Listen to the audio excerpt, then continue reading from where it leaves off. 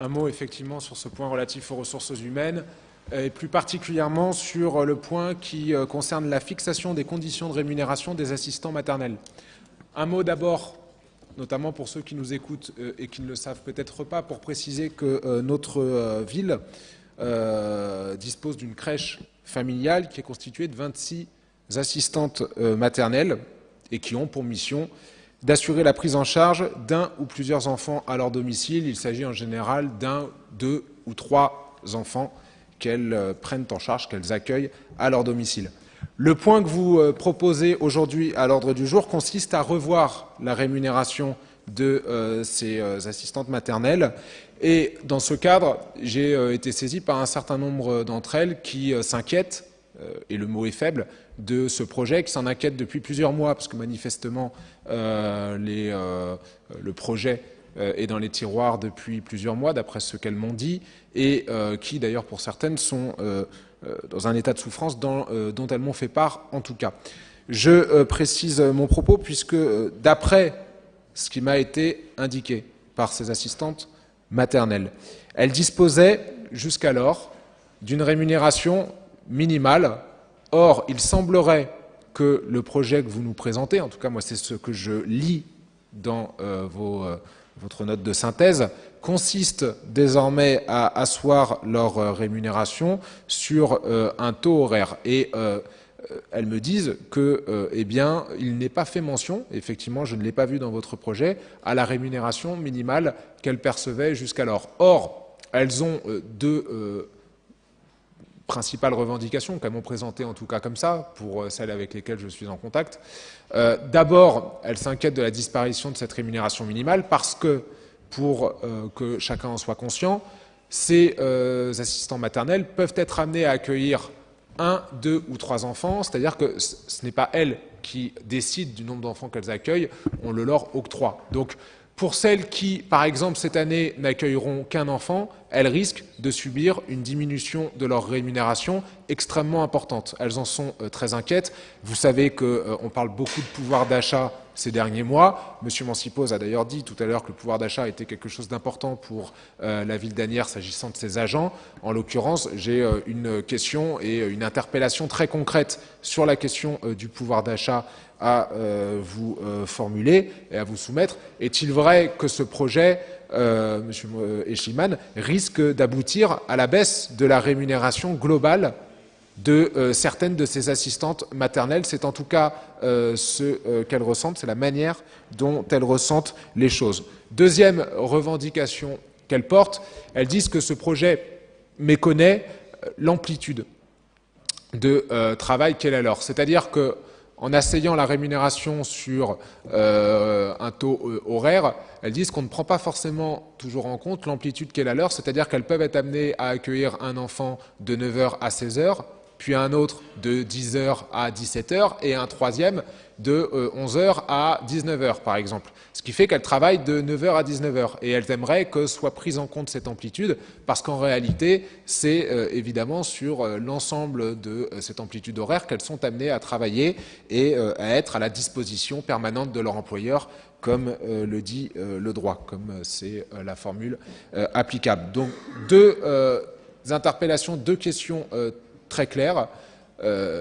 Votre projet aboutira-t-il à la diminution de la rémunération de certaines de ces assistantes maternelles? Votre projet aboutira-t-il notamment à la diminution de la rémunération des assistantes qui n'auraient qu'un enfant à charge, par exemple, cette année? Autre question qui m'est soumise. Êtes-vous en train de demander à certaines de ces assistantes de signer un nouveau contrat de travail, puisque certaines d'entre elles m'ont dit qu'on avait tenté de leur faire signer un nouveau contrat de travail? Est-ce que c'est vrai? Est-ce que c'est déjà dans les tiroirs, alors que le projet n'a pas encore été voté? Allez-vous le faire par la suite? Voilà, j'aimerais quelques précisions. Enfin, un dernier mot, toujours sur la question du pouvoir d'achat, dont M. Mancipose disait lui-même qu'elle était importante, puisque ces assistantes maternelles m'ont indiqué que cette année, elles n'avaient pas eu de prime de Noël. Elles ont d'ailleurs écrit un courrier à votre DRH, en ce sens-là, courrier qu'elles m'ont envoyé. Elles m'ont dit qu'elles n'avaient pas eu de prime de Noël. Or, vous savez, et le président de la République l'a d'ailleurs demandé dernièrement à tous les employeurs de France, il était fortement demandé à ceux-ci d'octroyer à leur personnel une prime de Noël. Est-il donc vrai qu'elles n'ont pas eu de prime de Noël ? J'ai l'impression que oui, manifestement, d'après ce qu'elles me disent et d'après les documents qu'elles me montrent. Avez-vous prévu de ne pas verser cette prime ou avez-vous prévu finalement de changer de position et de la verser d'ici mars, puisque vous savez qu'on peut le faire d'ici mars. Je crois d'ailleurs que certaines assistantes maternelles ont un rendez-vous avec vous au cours du mois de mars, c'est ce qu'elles m'ont indiqué. Avez-vous donc prévu de revenir sur votre position et de leur donner cette prime de Noël? Je crois que c'est particulièrement important, surtout aujourd'hui, ce d'autant plus qu'elles m'ont dit qu'elles percevaient cette prime depuis une quinzaine d'années au moins. Donc en réalité, il s'agit d'un usage, et vous savez, M. Ishiman, que juridiquement, vous ne pouvez pas remettre en cause cet usage, en tout cas pas n'importe comment. Et aujourd'hui, d'après les documents et les éléments dont je dispose, il semblerait que juridiquement, cet usage n'ait pas été remis en cause. Donc vous êtes aujourd'hui, en tout cas, a priori, sauf s'il y a des documents que j'ignore, obligé de leur verser cette prime conformément aux usages que la ville d'Asnières a elle-même laissé pérenniser et conformément au droit du travail qui s'applique et qui s'applique notamment pour ces assistantes maternelles. Voilà un certain nombre de questions très concrètes qui concernent le pouvoir d'achat d'un certain nombre d'agents de la ville qui sont inquiets et j'aimerais que vous puissiez d'abord y apporter des réponses et puis surtout que vous puissiez rassurer ces assistantes, notamment lorsque vous les recevrez au cours du mois de mars, que vous soyez conscients des difficultés dans lesquelles certaines pourraient être amenées, compte tenu de votre projet, à se retrouver. En tout cas, c'est la raison pour laquelle je ne voterai pas favorablement sur ce point. Je vous demande donc d'organiser un vote 10 juin et un vote à part, parce que je suis, tout comme elle, assez inquiet des conséquences potentielles de ce projet. Merci. Merci. Caroline Carmentran, peut-être? Ou Laurent Martin-Saint-Léon? Je vais introduire et puis Caroline finira. Monsieur Géanin, maître Géanin, il y a beaucoup d'avocats dans cette salle, entre monsieur et madame Ashliman, monsieur Bleu et vous-même. Vous exercez une matière que j'affectionne particulièrement, qui est le droit du travail, et vous posez des questions, et je vous en retourne une. Un usage, lorsqu'il est illégal, peut-il, doit-il perdurer? Vous savez bien que non. Et c'était un usage, en l'occurrence, qui était en vigueur, un usage qui était fondé sur la rémunération minimale, et cette rémunération minimale était illégale. Donc, lorsque les services se sont aperçus de cette situation, la première chose qui a été faite, c'est de remettre les choses en ordre, d'entamer une négociation avec les assistants maternels. Il y a eu 5 réunions avec les assistants maternels. Quand on vous écoute, on a l'impression que tout a été fait brutalement et autoritairement. C'est absolument pas le cas. Il y a eu une concertation, il y a eu des entretiens, et il en est issu une augmentation du taux horaire des assistantes maternelles qui est passé de 0,32 à 0,36. Vous savez comme moi que les conditions de rémunération des assistantes maternelles doivent se faire sur la base de ce taux horaire et que c'est tout simplement une remise à plat d'une situation qui perdurait depuis trop longtemps, qui avait été due à un usage interne qui avait été instauré, je ne reviendrai pas là-dessus parce que le but n'est pas de gêner, mais au contraire de rétablir les choses et de les mettre dans le droit chemin, qui avait été organisé d'une manière qui n'aurait pas dû être faite. Et donc, lorsque la situation a été constatée en 2017, on a remis les choses à plat. Alors, moi, je veux bien tout entendre, mais quand vous parlez de la prime de Noël, la fameuse prime pouvoir d'achat, vous savez qu'elle a été mise en place dans le secteur privé, d'abord, et qu'ensuite, en ce qui concerne les collectivités, ça n'était pas le cas, et qu'enfin, pour ce qui concerne ces assistants maternels, leur rémunération était pas calculée indiciairement, et que pour ce qui était du montant de cette rémunération, elle n'avait pas droit non plus à un 13e mois, puisque ces derniers est réservé par une délibération qui date du 27 mai 2013 aux agents qui ont une rémunération calculée indiciairement, alors qu'elles sont rémunérées à un taux horaire. Donc en fait, on remet les choses dans les cases, il y a une augmentation qui correspond à une augmentation de 40% de ce qui aurait été dû sinon. Je comprends les inquiétudes et je suis convaincu que monsieur le maire répondra à ces inquiétudes. On aboutit à une moyenne de rémunération qui est de 2600 € net d'après les chiffres qui m'ont été communiqués. Je ne pense pas que la commune se comporte mal, et j'en suis même certain, dans ce cas d'espèce. Donc vous pouvez agiter tout ce que vous voulez, mais encore une fois, je vous renvoie au fondement du droit. Un usage, lorsqu'il est illégal, doit être dénoncé. C'est ce que nous avons fait. Merci. Madame Carmentran. Allez-y. Pardon.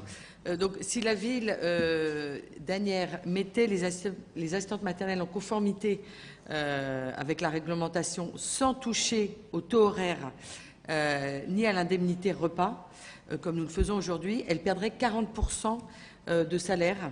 Et donc, grâce à cette augmentation du taux horaire et de cette augmentation du panier repas, nous leur maintenons leur rémunération. Donc, je ne comprends pas votre façon d'agiter effectivement ce chiffon rouge. On s'en perd avec les gilets rouges, jaunes, verts. Et je vous demande un tout petit peu aussi d'être raisonnable, d'interpeller sur Twitter sur des sujets aussi graves. Je trouve que c'est vraiment très dommageable pour les assistantes maternelles et pour le travail qui a été fait depuis près de 2 ans. Avec ces négociations, elles ont été reçues 5 fois. Tout ça réduit en 2 phrases sur Twitter. Je trouve ça un tout petit peu dommageable. Je vous remercie. Monsieur Géanin, puis après je vais dire un mot là-dessus. Oui, merci de me redonner la parole pour répondre rapidement. Bon, d'abord, je suis heureux que Madame Carmentran lise mon compte Twitter, comme quoi ce que j'y poste n'est pas toujours inutile. Je sais que les chiffons rouges peuvent vous faire peur, Madame Carmentran, mais vous particulièrement, mais en l'occurrence, j'agite pas un chiffon rouge, je ne fais que remonter un certain nombre d'inquiétudes. Et elles sont réelles, parce que moi aussi, je suis friand de débats juridiques. La question qui était formulée par votre collègue est mauvaise, juridiquement. C'est-à-dire que, d'une part, la ville peut parfaitement permettre à ses agents de bénéficier d'avantages supérieurs à la loi. C'est comme ça que ça se passe dans le droit du travail et c'est comme ça également que ça peut se passer s'agissant d'une collectivité locale. Il ne faut pas faire croire qu'il n'y a que dans les entreprises que ça se passe comme ça. Premier point.